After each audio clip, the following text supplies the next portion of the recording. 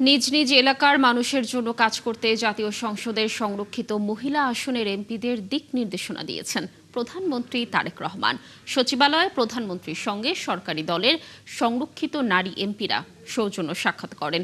পরে বিএনপির স্থায়ী কমিটির সদস্য ও সংরক্ষিত নারী আসনের সংসদ সদস্য সেলিমা রহমান জানান, জাতীয় দলের ঐক্য যাতে বজায় থাকে সেই লক্ষ্য নিয়েই কাজ করতে নির্দেশনা দিয়েছেন প্রধানমন্ত্রী। বৈঠকে প্রধানমন্ত্রীর প্রতিশ্রুতি ও পরিকল্পনা বাস্তবায়নে নারী এমপিদের সহায়ক ভূমিকা পালনের নির্দেশ দেওয়া হয়। এ সময় প্রধানমন্ত্রী জানান, নারীর ক্ষমতায়ন ও জনকল্যাণের সংরক্ষিত আসনের এমপিরা যেন কার্যকর ভূমিকা রাখতে পারে সে বিষয়ে কাজ করছে সরকার।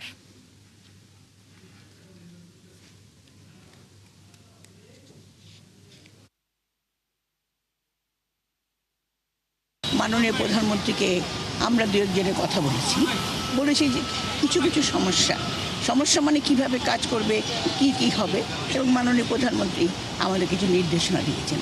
সেই নির্দেশনা অনুযায়ী আমরা আগামীতে কাজ করব।